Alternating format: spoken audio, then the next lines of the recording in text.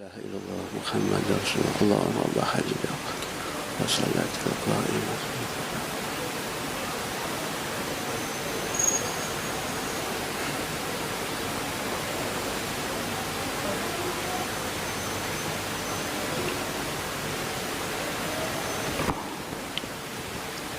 Innal hamdalillah nahmaduhu wa nasta'inuhu wa nastaghfiruh wa na'udzu billahi min shururi anfusina wa min sayyiati a'malina may yahdihillahu fala mudilla lahu wa may yudlil fala hadiya lahu ashhadu an la ilaha illallah wahdahu la syarika lahu wa ashhadu anna sayyidana Muhammadan abduhu wa rasuluhu la nabiyya ba'dah.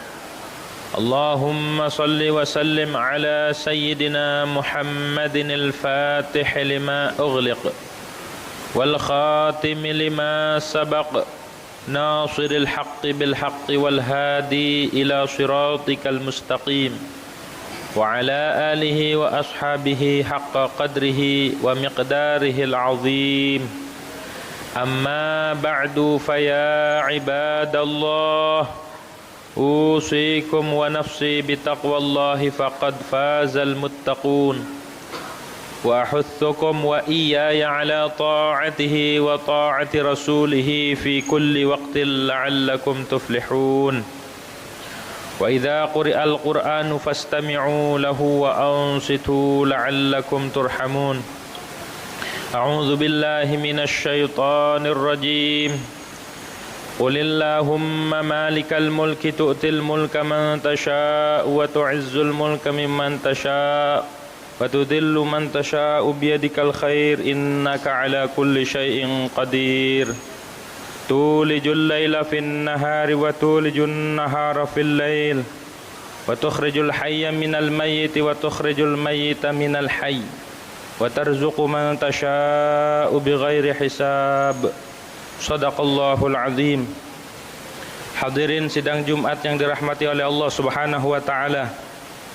Marilah kita sama-sama meningkatkan ketakwaan kita kepada Allah Subhanahu wa taala. Yang arti takwa ialah menjalankan seluruh perintah Allah dan menjauhi segala larangan Allah Subhanahu wa taala. Hadirin yang dirahmati oleh Allah Subhanahu wa taala, di dalam menjalankan ketakwaan kepada Allah Subhanahu wa taala perlu diketahui, harus disadari, harus benar-benar kita menjunjung tinggi perintah Allah Subhanahu wa taala dan juga menyadari posisi kita sebagai hamba Allah Subhanahu wa taala, hingga kita mengetahui diri kita siapa dan tugas seorang hamba itu bagaimana.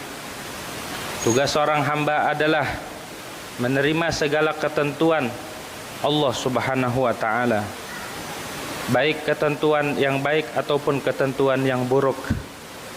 Apapun yang Allah berikan, apapun yang Allah sudah tentukan kepada kita, hendaknya kita sebagai hamba Allah menerima, ridha, ikhlas.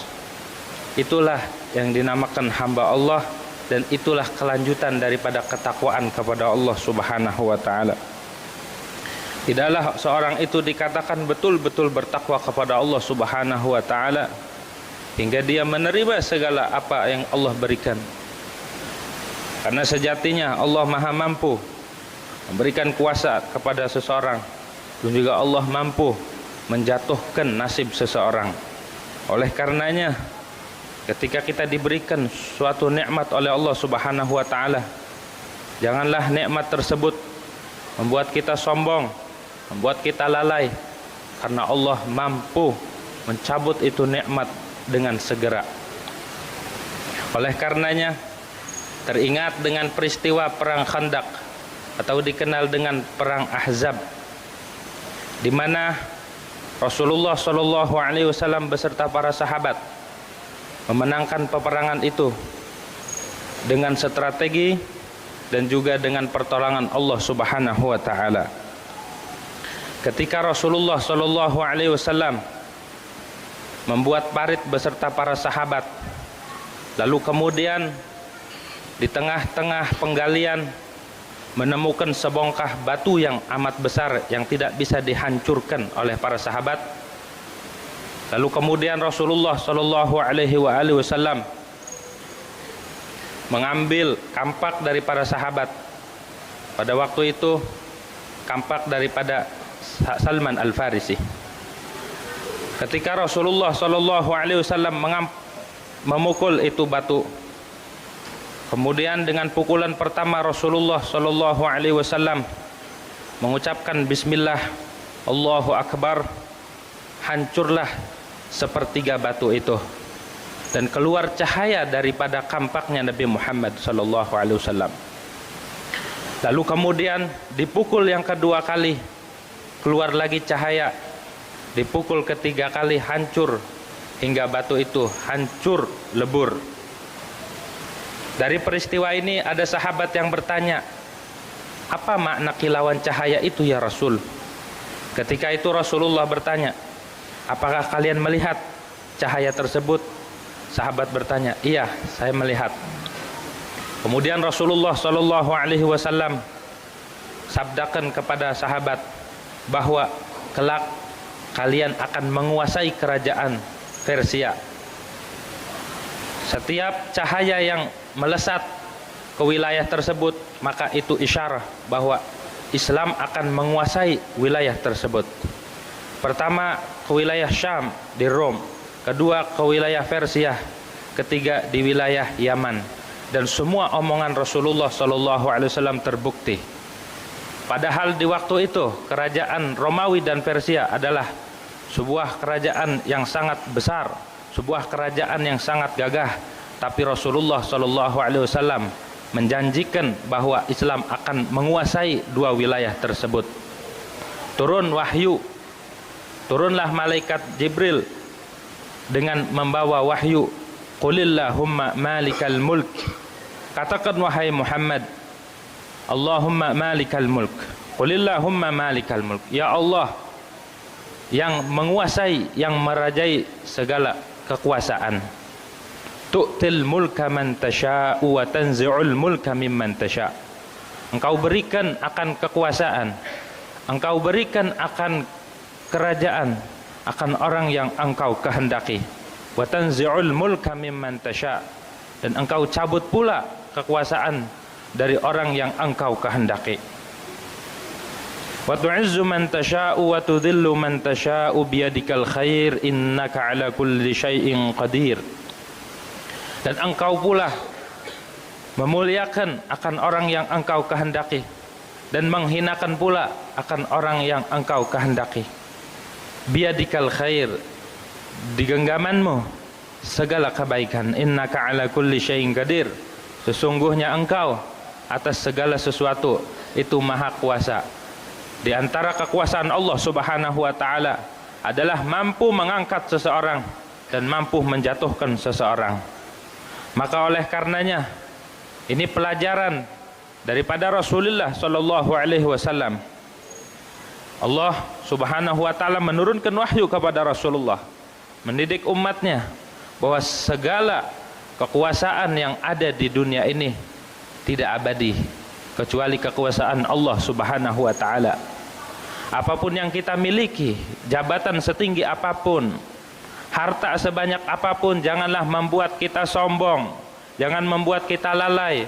Allah mampu mencabut itu dengan sekejap. Harus kita sadari siapa diri kita. Kita adalah seorang hamba yang tidak punya apa-apa, yang hina dina di hadapan Allah Subhanahu wa taala, yang jika Allah mampu dengan sekejap kita berubah dari keadaan menjadi keadaan yang lain, dari kaya menjadi miskin, dari sehat menjadi sakit, dari pintar menjadi bodoh. Allah maha mampu mencabut segala apa fasilitas yang Allah berikan kepada kita. Maka oleh karena itu kita dilarang oleh Allah Subhanahu wa taala untuk menyombongkan diri di hadapannya, dilarang menyombongkan diri terhadap hamba-hamba Allah, dilarang. Karena Rasulullah sallallahu alaihi wasallam sabdakan, man takabbara wada'ahu Allah, siapa orang yang sombong maka dia akan dihinakan oleh Allah Subhanahu wa taala di dunia dan di akhirat. Sudah banyak pelajaran-pelajaran yang kita lihat, banyak peristiwa-peristiwa dari umat-umat terdahulu hingga detik ini. Betapa banyak yang dulunya di atas, dengan sekejap langsung jatuh sejatuh-jatuhnya. Kenapa? Karena kesombongan itu membuat orang jatuh. Omongan ini keluar daripada mulut Rasulullah sallallahu alaihi wasallam. Omongan ini keluar dari bibir manusia yang tidak pernah berdosa, keluar daripada bibir manusia yang sangat sempurna, manusia yang tidak pernah menolak perintah Allah, manusia yang tidak pernah lalai daripada Allah Subhanahu wa taala. Hati-hati, ini pelajaran buat kita. Siapa yang sombong maka Allah akan hancurkan sehancur-hancurnya. Sebaliknya orang yang tawadhu, orang yang memiliki kerendahan hati, walaupun dia diberikan nikmat oleh Allah Subhanahu wa taala, beragam nikmat, tapi tetap dia memiliki kerendahan hati hingga dia mau menerima perintah Allah, hingga dia mau menerima ajakan Allah dan Rasul, hingga dia mau menerima nasihat daripada saudara-saudaranya yang mukmin. Maka orang yang memiliki sifat tawadhu, Allah akan muliakan. Man tawadhu'a rafa'allah. Siapa orang yang tawadhu, siapa orang yang memiliki kerendahan hati, maka dia akan ditinggikan oleh Allah Subhanahu wa taala. Mudah-mudahan kita semua yang hadir di sini menjadi hamba-hamba Allah yang memiliki ketawadhuan, yang memiliki kerendahan hati, hingga kita menerima perintah Allah Subhanahu wa taala dengan sangat gembira, hingga kita menjalankan perintah Allah Subhanahu wa taala dengan tulus, dengan ikhlas, hingga menjadi hamba yang sejati, hamba Allah yang diridhai, hamba Allah yang selalu merindukan akan kasih sayang Allah, hamba Allah yang selalu ngerumasa, hamba Allah yang selalu merasa hina dina di hadapan Allah Subhanahu wa taala. Amin ya rabbal alamin. Barakallahu li wa lakum fil Qur'anil azim wa nafa'ani wa iyyakum bima fihi minal ayati wadh-dhikril hakim. Wa taqabbala minni wa minkum tilawatahu innahu huwas samiul alim. Aqulu qawli hadza wa astaghfirullahal azim li wa lakum ولسائر المسلمين والمسلمات والمؤمنين والمؤمنات واستغفروه إنه هو الغفور الرحيم. اللهم صل وسلم على سيدنا محمد وعلى آل سيدنا محمد.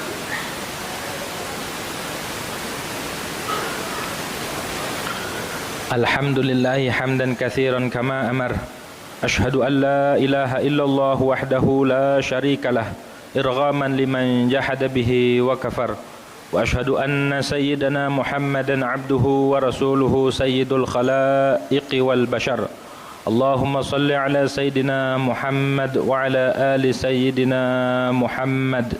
أما بعد فيا عباد الله اتقوا الله فيما أمر وانتهوا عما نهاه وزجر واعلموا أن الله سبحانه وتعالى أمركم بأمر بدأ فيه بنفسه وثنى بملائكته المسبحة بقدسه ولم يزل قائلا إن الله وملائكته يصلون على النبي يا أيها الذين آمنوا صلوا عليه وسلموا تسليما.